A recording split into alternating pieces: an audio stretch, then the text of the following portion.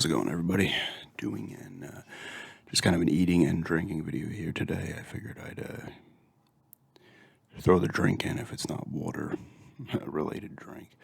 I'm not going to review this drink or anything, but I'll just be drinking some Brisk iced tea. I like this stuff. These are $1 at Stop and Shop, so that's a good deal. And eating some M&Ms.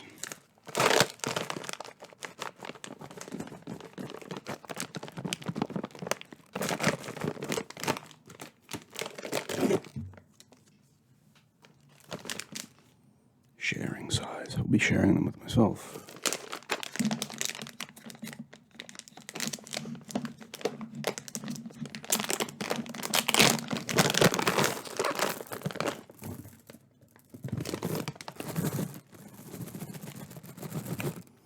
When did they introduce the blue M&M?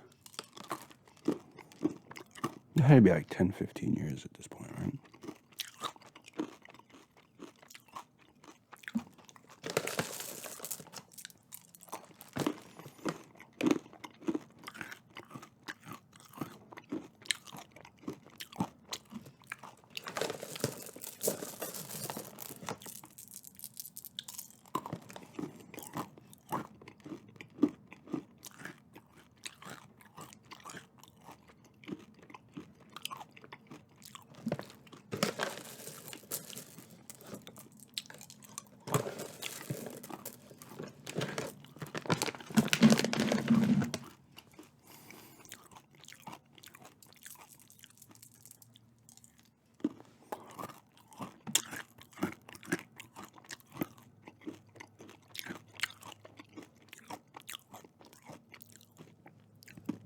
The Rams won the Super Bowl 23-20. Pretty solid game. I didn't watch the whole thing. I watched up until maybe midway through the third quarter. I believe it was 2016 at the time. I turned it off. Bengals. 2016 Bengals.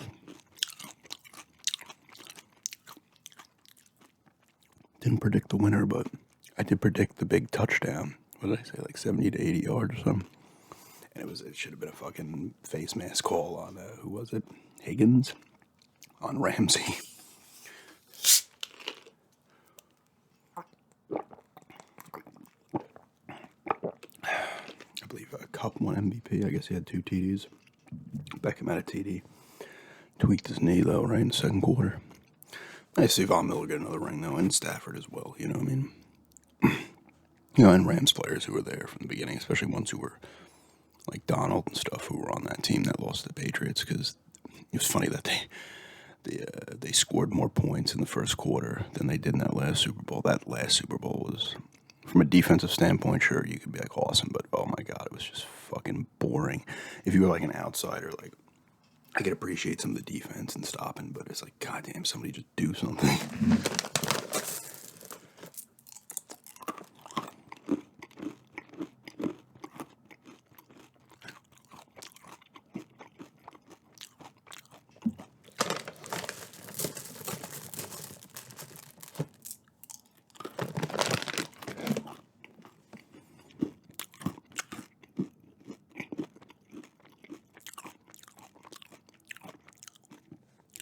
That's another season in the books.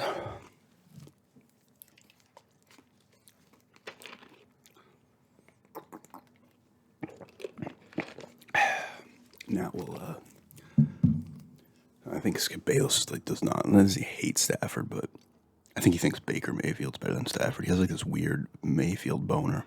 He was starting to get a Burrow one too. Obviously Brady was his number one. He was very crushed when he retired. I always get a kick out of Skip, though, and Shannon to an extent. But Shannon Sharp's weird. I remember him when he was on the Broncos. He's a funny player with his shit talking and stuff, but I remember when he has this weird thing of making shit about himself. I remember when Demaryius Thomas died. My friend was playing. We were at work. It was lunch. And he throws it on YouTube or whatever, and they're talking about it. And Skip says his thing or whatever, and then Sharp's like, "Hey, I'm loved," and he has to bring up he's loved in Denver. I'm like, what the fuck does that have to do with anything? And then Skip. I feel like Skip does half the stuff he does on purpose. But I assume today's discussion is going to be how Baker Mayfield's 11-game stretch makes him better than Stafford, who's a superior quarterback and now has a Super Bowl ring.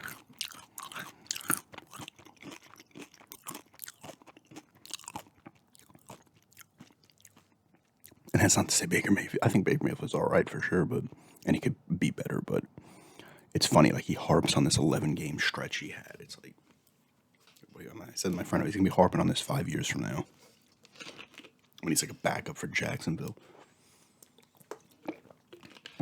Skip's gonna be like, yeah, remember that 11-game stretch he had? But I will say this.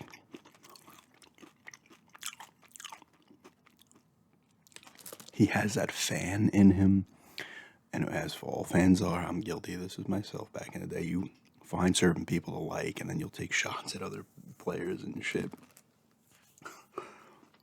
So, yeah, I mean, he is a fan, so. I find him kind of funny, too. He knows what the people want.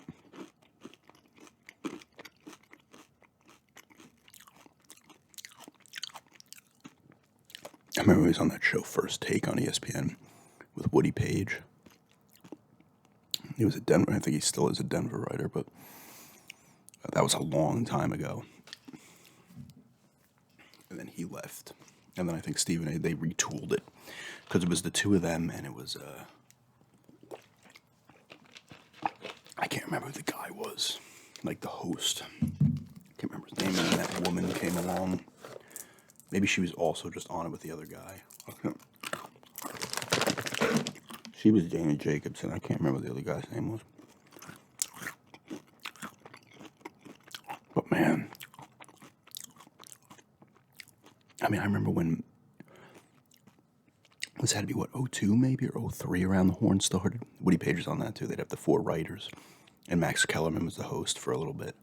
A small period, and then Tony Reale was. It's like, around the Horn. I used to watch that all the time. No.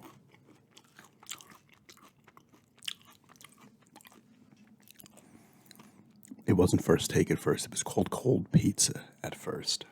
What was that guy's name?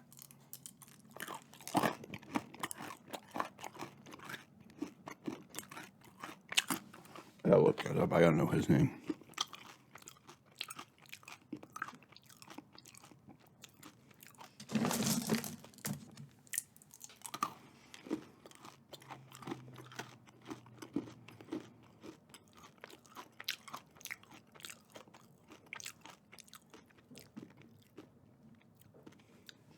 Wrong button.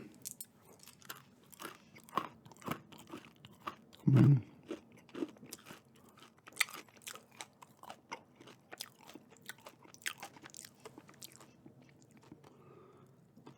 Oh, there's a lot of people here. I don't remember. Jay Crawford was, I think, the original guy with 03 to 07 it went. I think then it turned to First Take.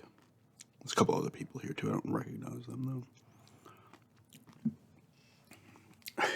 And there was Pardon the Interruption with, I can't remember their names either.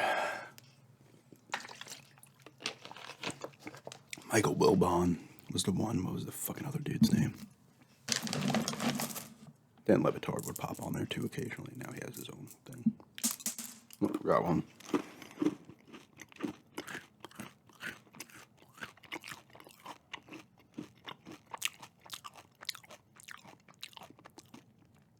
I can't believe I can't remember that guy's name either. I'm going to have to look that up.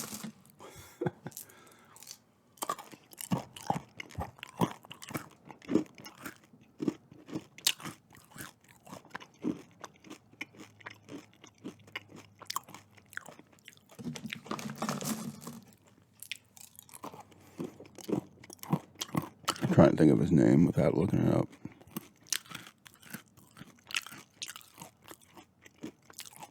Okay.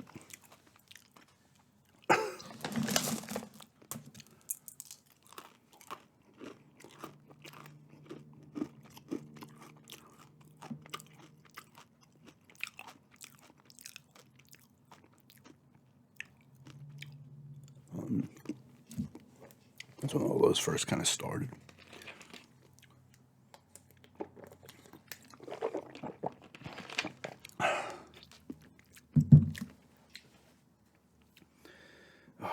Tony Kornheiser. I should have known that.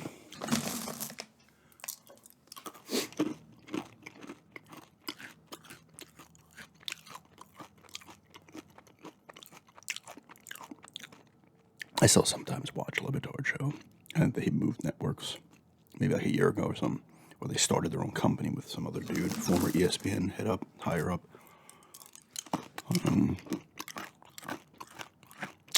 It's pretty funny. You know, I watched it a while. Like, I only started watching it in like late 2015. I was like going through the channels, and they had been talking about, maybe it was early 2016, yeah, because they were talking about the Super Bowl. It was the Super Bowl week. Denver and Carolina. And I remember hearing, like, they were talking to Richard Sherman, and he was talking about how he, like, loves Elder Scrolls and shit. I was like, oh, fuck. Like, I have to like this guy a little bit, even though he did some crazy shit. That video of him, like, bashing his girlfriend's door, but this is before that happened. And I was like, ah, shit, they just destroyed Denver a few years ago. But I'm like, he's all Elder Scrolls fan, so...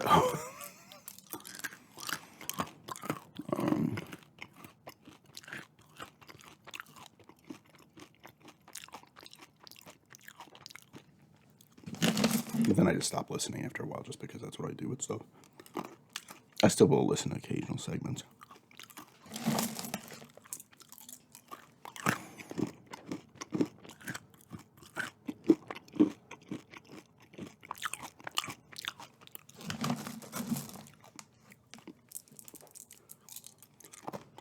I'll have a couple more handfuls of these.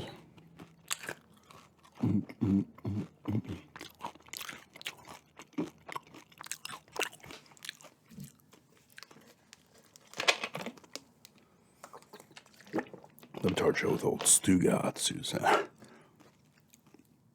originally from Long Island, because of course he would be. I know he's playing a character, but it's like, of course, someone. Oh yeah, be from Long Island.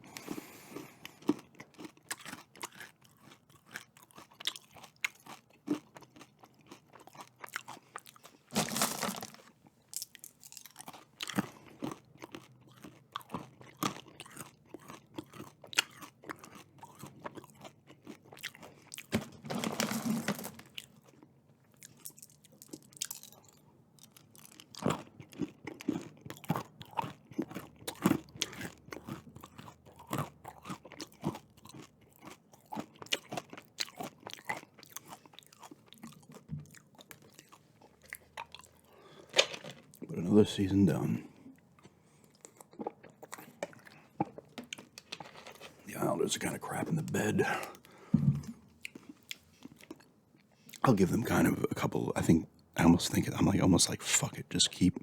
They've been playing a little better lately, but it's almost like keep losing, because in my opinion, I think it's more of just a thing where next year they'd be good again. And they're not even complete shit. I think they're like a game under 500, but it's been a weird season for them, because they started the season 13-game road trip, or 12 or 13, because the new arena wasn't done. And then they had guys getting COVID left and right. I think I've talked about this. And they lost guys to COVID, and they didn't say, okay, we'll delay games. And all of a sudden they started delaying games, but at that point they didn't. And I know other teams got hit with it too. So it's like, you know what? There's no point trying to stumble into the playoffs now. I don't think they will anyway, because their division's really good. It's like, you know what? Fucking drop back, and maybe you get lucky in that lottery. Draft lottery, and it ends up being a good thing, so. They're also weird. Trotz is weird. They have a boner for playing the veterans all the time. Like Palmieri has just not done anything. Parise has actually done a little better, but he's also older. Palmieri's not that nearly as old as I think. Parise might be 40. Maybe he's not 40. Maybe I'm aging him up a little bit, but he has like one goal. I think it's. I think he just had another kid, so he's out for a little bit. They gave him some time off, but it's like they have Wallstrom and shit like that. It's like that guy should be playing every day. Kiefer Bellows, like these guys should be playing every day at this point, especially now. Because, I mean, Sorokin's still doing pretty good, actually, the goalie. So that's a good thing.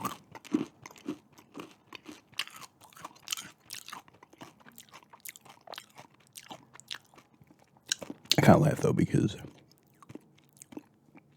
they those last few years the Coliseum, and then they were kind of still in the Barclays Center. They finally officially get a new arena, and they're like, "Oh, we'll probably miss the playoffs at first." He's like, "Oh, of course they will." I think they'll bounce back next year, honestly.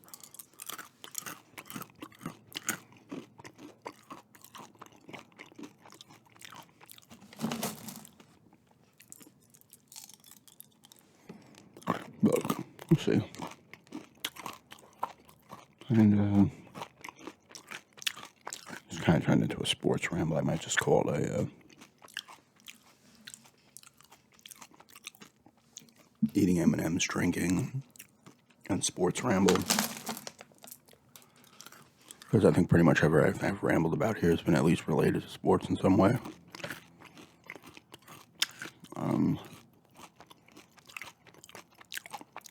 Baseball's still on strike. Oh, speaking of baseball, I was on. I know some of you will like this for sure, and I'll definitely do a video on it when it comes. It's not out. It's not out yet, but I pre-ordered it on a Dave and Adam's Card World. I was kind of looking. I look on that site from time to time. I've gotten stuff from them, cards from them in the past. They're actually out there, located, I think, in Buffalo, New York. And I was like, okay, I'll see what they got. Card prices have gone up. Holy shit. But I was like, you know what? I looked at baseball because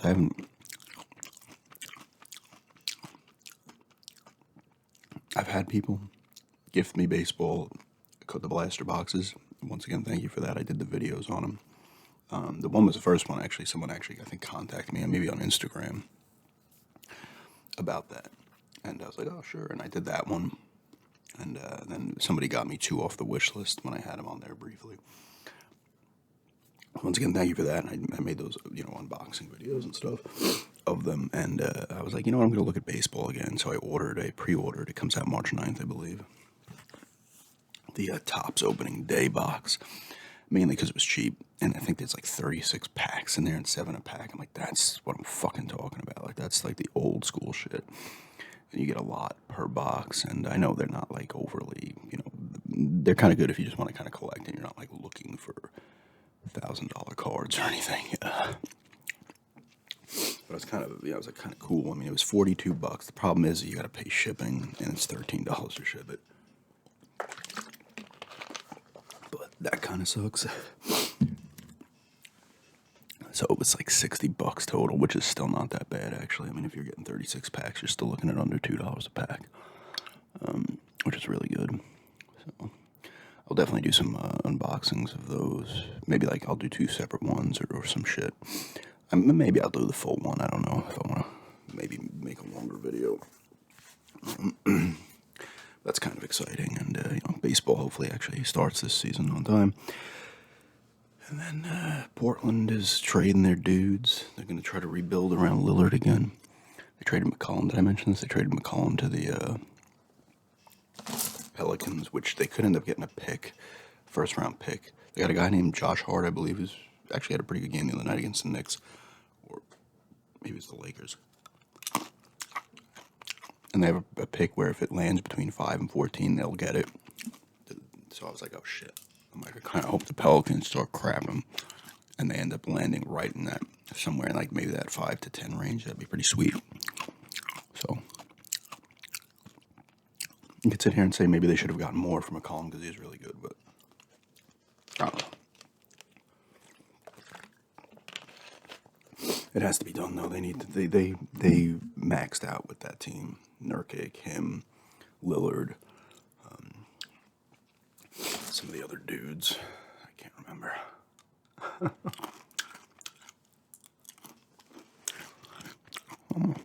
They got some decent guys though. Who was the other guy they traded? Oh, they traded Norman Powell and Robert Covington to the Clippers. They got Justice Winslow. I think Eric Bledsoe and somebody else. I see Justice Winslow sticking around. He's a solid role player for sure. So that'll be fun.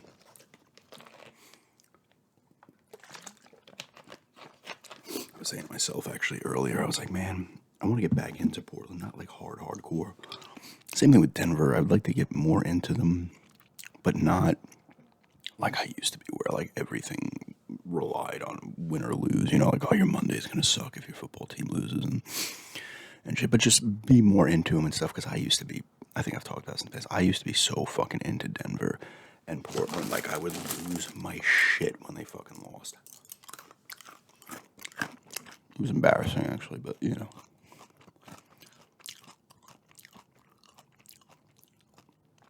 But maybe I'll get back into them. I still follow all my teams, but I just don't invest heavily into them anymore. But anyway, yeah.